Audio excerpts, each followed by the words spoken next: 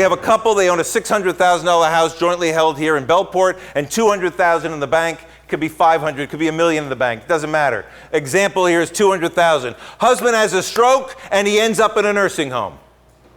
By the way, in all of my examples today, the husband is going to get sick first and the husband is going to die first. Why do the men die first? Because they want to, that's correct. I apologize to the women in the room. All right. Husband got sick first, he ends up in a nursing home. Is he eligible for Medicaid?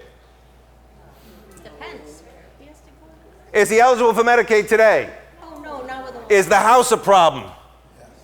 It's a $600,000 house. Isn't that a problem? Yes or no?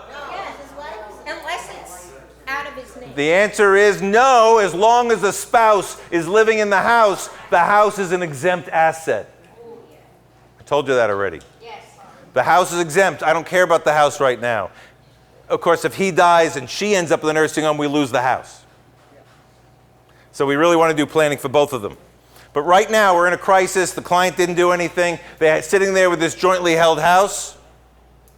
It's exempt because she's living in it. Now we look at the $200,000. Does that present a problem? Yes. How much money is he allowed to have in his name?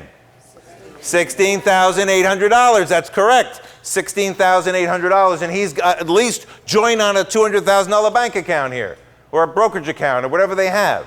So he's not eligible for Medicaid yet. All right? What if we do this? What if we take the money? Let's say he takes the money, or they take the money, and we transfer the money and the house. We get everything out of his name, and we put it into her name. By the way, he thinks Nixon's the president. How did we sign his name to transfer all this money over to her? We forge it like we always do. No, that was the wrong answer. Practical, yes, but the wrong answer for right now. What does she need? A power of attorney. What type of power of attorney? A durable power of attorney. What does that mean, a durable power of attorney? It means the power of attorney says it's still good if he becomes incapacitated. One line. That's all it is. It hangs in there. It's still good if the principal becomes incapacitated. The agent normally would be incapacitated as well, but because it's durable, it hangs in there, it's tough, and the agent can still act for them. So they have this store-bought power of attorney. They got something on the internet. They have this power of attorney.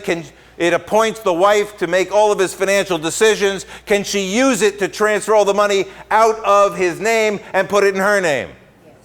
Yes. Absolutely not. Because an agent is not supposed to steal the money. And what is she doing? She's taking all the money out of his name and putting it in her name. That's stealing it. She has to do what's in his best interest. But if the power of attorney specifically says that the agent can make gifts of the assets,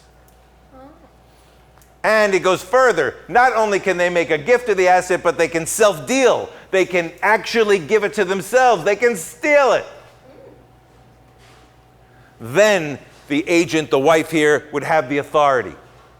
So as long as they have a really good power of attorney, a really good durable power of attorney, then the wife here can take the power of attorney, get the house, get the money, everything out of his name. Now she's got the money, she's got the house. Is there a penalty for giving it to her? Well, there might be. She's got the house, she's got the money. The next thing you know, she's in Florida with a neighbor. That's terrible. That's terrible. That didn't happen. All right. So is there a penalty for giving her the money in the house? Is there a look back? Is there a penalty? Is there some period of time we have to wait? And the answer is no. What? No. No penalties between spouses.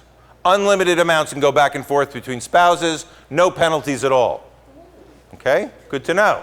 So that you take the money, she takes the house, she uses the power of attorney, she gets it all out of his name, she puts it into her name, he now is poor, there's no penalty. Is he now eligible for Medicaid? What do you think?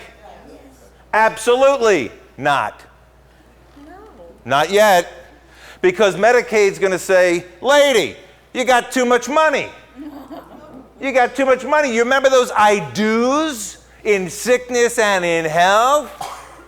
You're supposed to pay for him for his health care. And vice versa, by the way, with all these examples. You're supposed to pay. She's going to call up Medicaid. Medicaid, are you kidding? I have to pay for him? There was no penalty for me to get it? Sorry. The advice that we're going to give you today from Medicaid is that you are not eligible for Medicaid, or he's not eligible, and you must spend down your money until you're down to about $134,000. She's allowed $134,000. She might have been starting at $1 million or $200,000 in our example. She has to spend the money on his nursing home until she's down to $134,000. That is the advice she's going to get from Medicaid. But I want everyone to repeat after me. You ready? Medicaid. Medicaid Is the enemy. enemy. You don't listen to your enemy when you're trying to protect your assets. This is warfare now. You listen to Lawrence Davidow. You listen to Lawrence. Anyone getting my listen to Lawrence emails now? Yes. Good. You listen to Lawrence. And what Lawrence is going to tell you about that Medicaid's not allowed to tell you about is something after all these years I'm still calling the Nancy Reagan exception. What was she known for having said? No.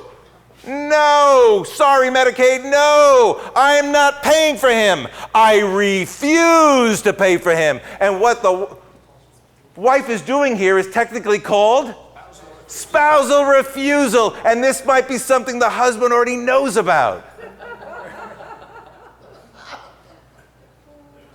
Let that one go. All right. So she refuses to pay for him. Now he gets Medicaid.